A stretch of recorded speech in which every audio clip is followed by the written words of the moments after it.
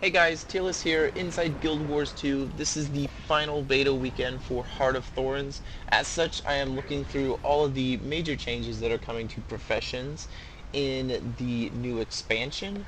Specifically, the major changes that will be happening are in the form of elite specializations. Currently, I'm on my Ranger, and I would like to show you the elite specialization of the Druid. Now there's a lot going on with the Druid. There are some minor changes to the class. That's the case with every elite specialization. There was a little kind of kink thrown in to differentiate, your elite specialization from your normal class. You're granted access to a new weapon, and then you also have access to new utility skills. In the case of the Ranger, you are given access to a staff, or excuse me, the Druid. You are given access to a staff, and you have access to signets. So those are the major changes, or the new additional items you receive by becoming a Druid. Now if I open up the talent tree and look at the very first talent, you can see what major change is coming with becoming a Druid.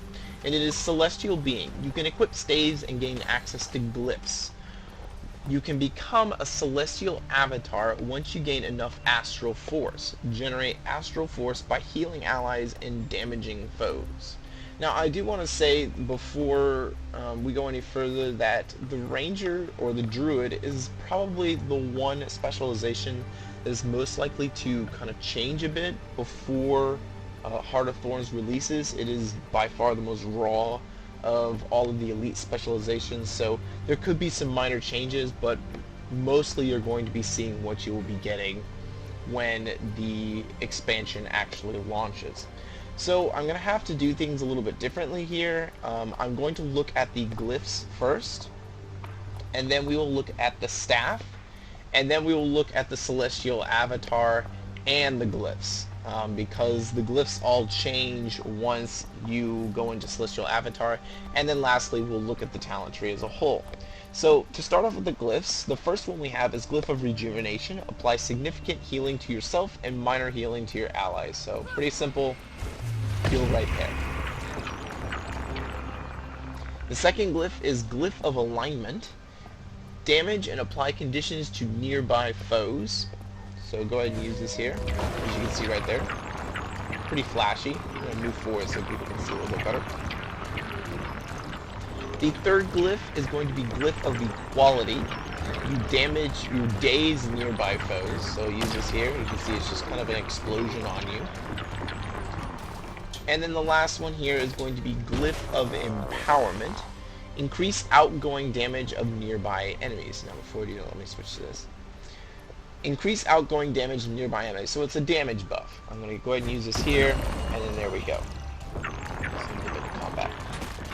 The fourth one here is Glyph of Tides. You push enemies away from you. So go ahead and use this. And you can see it's a pretty large knockback. It's an AoE knockback that just shoves everyone away.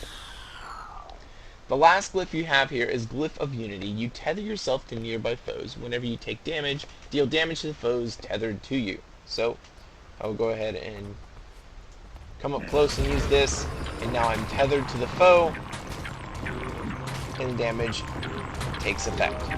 Pretty cool. So those are the glyphs that you receive as a Druid in Heart of Thorns if you decide to pick up this elite specialization. Now, you have access to a staff, and I've been using it. The first staff ability is known as Solar Beam. You fire a concentrated beam of light, damaging the targeted foe and healing allies inside of the beam. So it's a heal and damage all in one. It pierces through everything. It's not too potent.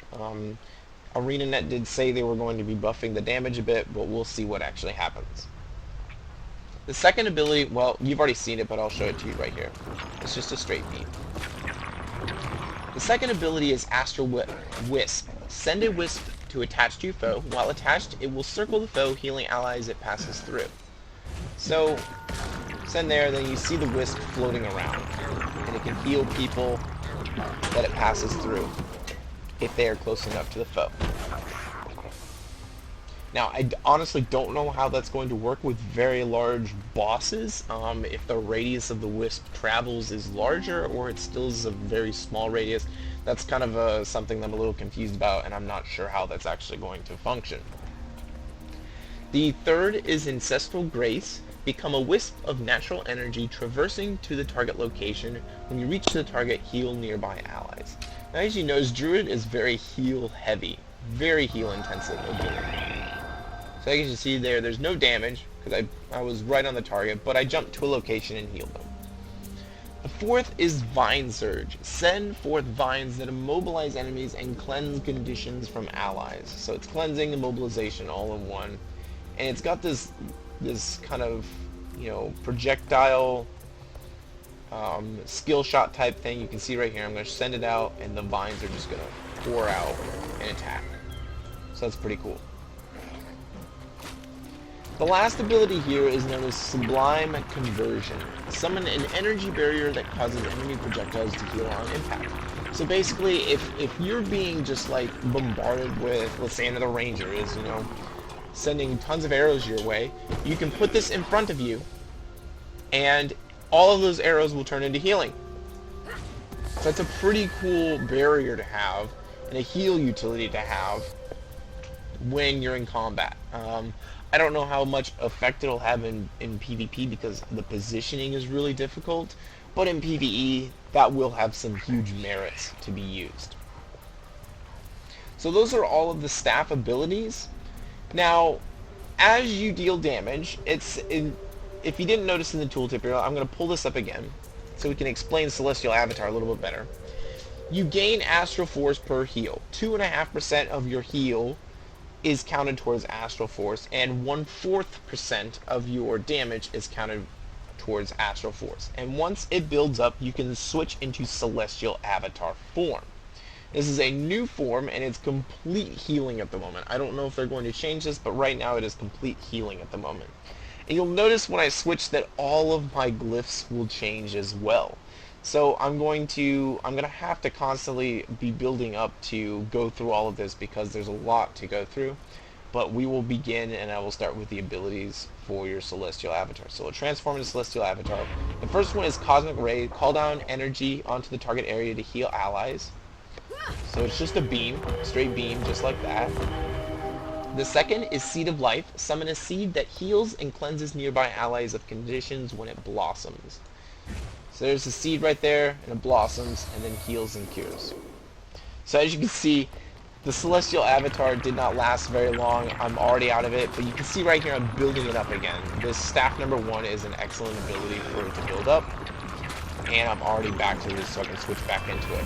Number 3, Celestial Avatar. Call down a massive lunar beam that heals allies and dazes foes. So we're going to daze foes right there and then heal allies at the same time.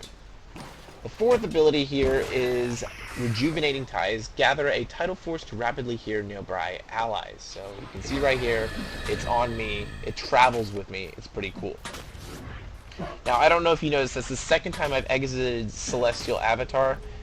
Both times I have gone into stealth every single time that's happened. So you kind of go into stealth. I'm not sure if that's a talent. We'll take a look at it in the actual tree at the end, but you do go into stealth at the end of the Celestial Avatar form. So switching into it again, the last ability we have here is Natural Convergence. Channel your celestial powers, pulsing, cripple, and slow. Once the channel ends, any foes still within its radius are trapped by the black hole, immobilizing them. So I'm going to go ahead and use this right here. As you can see, I'm pulsing, and then brings it in. It kind of really does look like a black hole type of thing. So that's pretty cool, I will say. So those are all the abilities of the Celestial Avatar form. I know I had to kind of go through them quickly. That's because the Celestial Avatar does not last very long. And now I need to take a look at the glyphs there and how they change with Celestial Avatar form. So let me build this up again. I'm not gonna lie, this should help a bit. Healing overall helps a lot, but you can see it's not moving up too quickly now. It can be frustrating how long it takes for the Celestial Avatar to actually build up, and that is, an issue that we've taken up with ArenaNet. Hopefully that will change a little bit. As I said, this is most likely one of the classes that will see some changes before the launch actually goes through. So switching into Celestial Avatar, you can see this has changed. Apply significant healing to your allies and minor healing to yourself. So it flip-flops there, but it's pretty much the same. The second one is Glyph of Tides. You pull enemies towards you instead of knocking them back. So before you knock them back, now you're kind of gripping them all in. Last is Glyph of Equality. Break stun for nearby allies. That's opposed to this Glyph of Equality, which you daze nearby foes. So we'll go ahead and build up our Astral Form again, and then we will be able to see what that does exactly. So, Celestial Form again. Break stun for nearby allies. There's that. The next one is Glyph of Empowerment. Increase outgoing healing of nearby allies. That is different from the other one, which I believe you increase the amount of damage that your allies do. So I'm going to go ahead and break it right here and build up again. As you can see, increase outgoing damage of nearby allies. So they all pretty much, it's yin and yang. It literally is exact opposite of what you should be getting from the glyph. So let me finish this off. We're in full avatar form. We'll pull up the last glyph, and then we'll look at the last glyph, and then the elite glyph. So Glyph of Alignment, damage and apply conditions to nearby foe. When I enter Celestial Form, you heal and remove conditions from nearby allies. So that's how it differentiates. And then lastly, we have Glyph of Unity. Tether yourself to nearby allies. Whenever you're healed, you heal the tethered allies as well. That's the exact opposite of how the elite glyph worked before. So as you can see there, for a short moment, I was actually tethered to my pet, and that's how that will work. So that is Celestial Avatar form. The Druid is a massive healing elite specialization, and that is why I kind of see possible some changes coming, and that is because it is so one-dimensional in terms of healing that we may see some changes putting some more damage into the form as opposed to it just being straight healing. But all that's left now is to take a look at the talent tree for the Druid. Now we already know the first one. The second one, the first set of tree I should say. The first is Druidic Clarity. Become a Celestial Avatar. Removes conditions from you. So conditions remove 13, that's a lot. The second one is Cultivated Synergy. Using a heal skill, heals allies around you and your pet. So healing 1,000 and number of allied targets 5. The third one is Primal Echoes. Reduces the recharge of staff skills.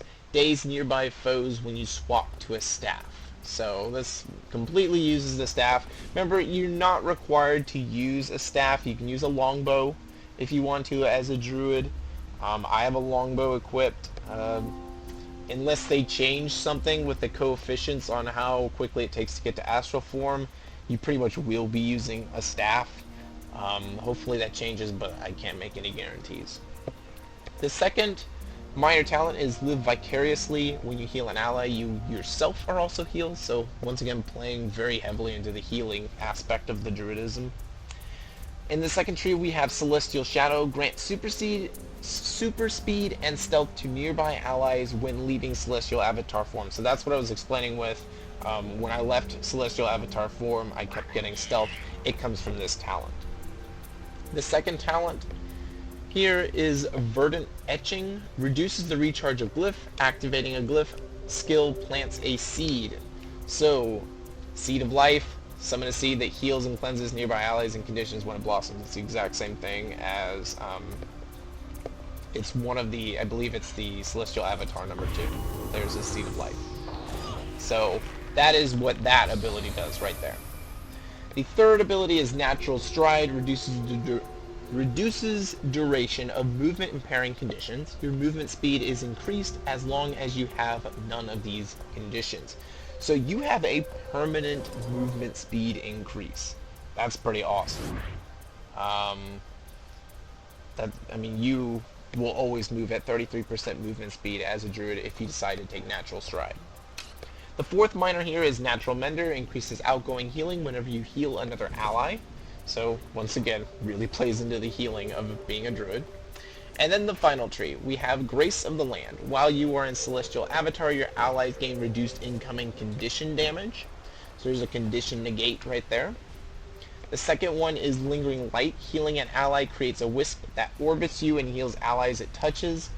Cosmic Wisp. It's very much like Astral Wisp.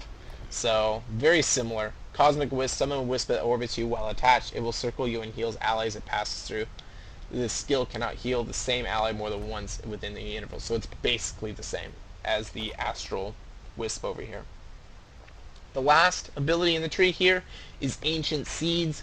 Striking a stunned, dazed, knocked down, or launched foe summons roots to entangle them. So a little bit of offensive capability, or a real rarity in this Druid tree. But you have some offensive capability there in Ancient Seeds. But that is everything for the Druid. There's a lot going on here. I am not sure if any of it will change. I really see them kind of adding some more offensive capability to the class, because right now it is so healing intensive that it's just really one-dimensional. I just see them kind of changing things a bit. But otherwise, I do believe all the skills, glyphs, everything, those will stay basically the same. If anything, they'll add damage components to abilities, or, change things around in that manner. It'll be more like Staff 1, where you actually have a damage and a healing component in them both in one. The only thing I cannot show you as a ranger, I cannot show you the new pets. They are not working for me. There's a juvenile electric wyvern here, juvenile fire wyvern. I mean, these are really cool pets with awesome abilities. The bristleback is awesome. I believe it has a ranged ability on him. For some reason, I cannot select them and choose them. If I'm able to somehow get access to them, I will make a short video just showing the new pets of a ranger. So that is everything dealing with the ranger and druid in Heart of Thorns. Know that these pets here are not druid specific. You can still get them even if you're not a druid, just so you know. But that's everything dealing with the druid in Heart of Thorns, and the ranger, the major changes for ranger in Heart of Thorns. I hope you guys enjoyed this. I hope to see a lot of druids out there. Otherwise, Teal us out. See you guys.